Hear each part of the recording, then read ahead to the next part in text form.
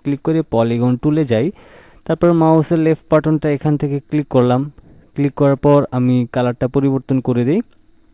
ওকে, এখানে একটা শেপ রয়েছে। এখন একটু আগে যে আমরা এই যে লাইন সেগমেন্ট টুলের কাজটা শিখলাম, সেটা দিয়ে আমরা এবং এটা দিয়ে আমরা একটা ব্যবহার শিখি। যেমন আমি এখান থেকে লাইন সেগমেন্ট টুলে গেলাম, এরপর এখানে যে অ্যাঙ্কর পয়েন্টটা রয়েছে, যেটা আমরা শুরু থেকে অ্যাঙ্কর পয়েন্টের নিয়ে বিষয়টা কথা বলেছিলাম, তো আমি মাউসের লেফট বাটনটা ক্লিক করে ধরে রেখে জাস্ট এখানে এনে ছেড়ে দেব। তারপর আমি এখান থেকে এটাকে এখানে এনে ছেড়ে দেব। তারপর এই কর্নার থেকে আমি এখানে এনে ছেড়ে দিলাম। এখন এই সম্পূর্ণ শেপটাকে সিলেক্ট করে আমি এখানে বেশ কিছু কালার অ্যাপ্লাই করব। তো এটার জন্য আমি শেপ বিল্ডার টুলটাকে সিলেক্ট করব। প্রথমে আমি ধরেন এখানে ব্ল্যাক কালার দিলাম, তারপর এখানে রেড কালারটা আছে, আমি রেড কালারে ক্লিক দিলাম। তারপর এখানে এই কালারটা দিয়ে দিলাম, তারপর এখানটা এই কালার দিয়ে দিলাম, তারপর এখানটা এই কালার দিলাম, তারপর এখানে এটা। তো এখন এইখানে কিন্তু আমাদের বেশ কিছু পরিবর্তন আসছে। যেমন এইখানে আমরা একটা শেপ কিন্তু তৈরি করেছি। এখন এইখানে আমরা চাইলে এটাকে বিভিন্ন প্রকার শেপে কিন্তু কনভার্ট করতে পারি। তো নর্মালি হচ্ছে আমরা এখন যদি এগুলিকে একটু আলাদা করি, দেখেন প্রত্যেকটা শেপ কিন্তু আলাদা আলাদা হয়ে গিয়েছে। তো এগুলিকে আলাদা করে কাটার আরও বেশ কিছু অপশন রয়েছে, যেগুলি আমি আপনাদেরকে এই ভিডিও থেকেই দেখিয়ে দিব। আমি একটু কন্ট্রোল জেড দিয়ে নিচ্ছি, আমি আগের পজিশনে ফিরে গেলাম। এখন এইখান থেকে হচ্ছে আমরা এই শেপটাকে যদি টেনে আমি এই পাশটাতে নিয়ে বসিয়ে দিই, দেখেন আমাদের এখানে কিন্তু ডিফারেন্ট একটা শেপ তৈরি হয়ে গেল। ওকে, এখানে যদি এই শেপটাতে আমরা প্রপার কালার দিতে পারি, তাইলে এটা একটা রবি ডিজাইনের লোগো কিন্তু হয়ে যাবে। তো সেক্ষেত্রে আপনারা অনেকেই জানেন রবি ডিজাইনের লোগোটা কিন্তু ঠিক এইরকম টাইপেরই। আপনারা যারা জানেন তারা তো জানেনই। দেখেন এটা কিন্তু একটা রবি কোম্পানির লোগো ডিজাইন হয়ে গেল। তো এছাড়া হচ্ছে আপনি এটাকে দিয়ে আরও বেশ কিছু ডিজাইন তৈরি করতে পারবেন, যেগুলি অবশ্যই পরবর্তীতে আপনি নিজে থেকে বুঝতে পারবেন। এরপরে হচ্ছে এখানে স্টার টুল।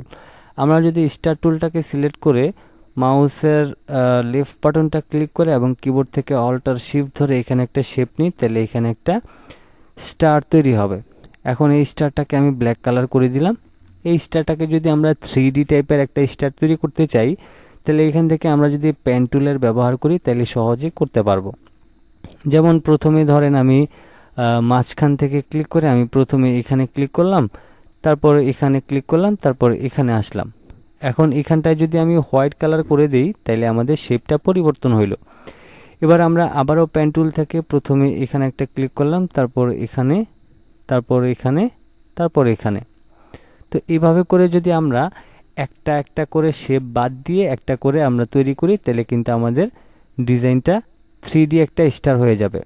আমি সম্পূর্ণ ডিজাইনটা তৈরি করে দেখাচ্ছি, দেখেন। তারপর আমি আবারও পেন টুলে গেলাম, এখানে ক্লিক করলাম, তারপর এখানে, তারপর এখানে, তারপর এখানে।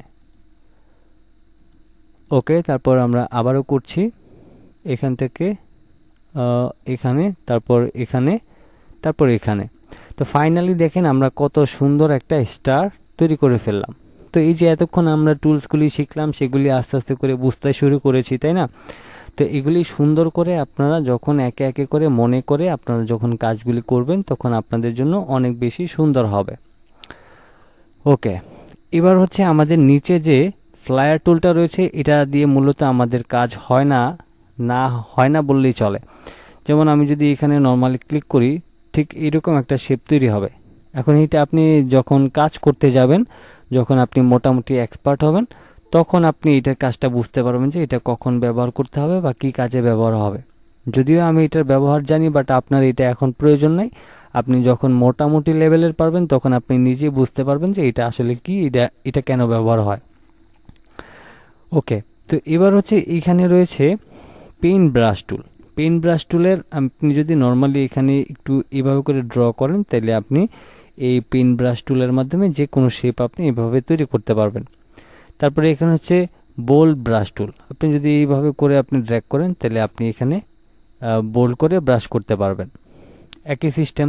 তারপরে এখানে রয়েছে পেন্সিল টুল, স্মুথ টুল এবং পাথ ইরেজ টুল, তারপর হচ্ছে জয়েন্ট টুল। এই বিষয়গুলি হচ্ছে আমরা এখন শিখব। তো এখন হচ্ছে আমরা এখান থেকে পেন্সিল টুল, স্মুথ টুল এবং পাথ ইরেজ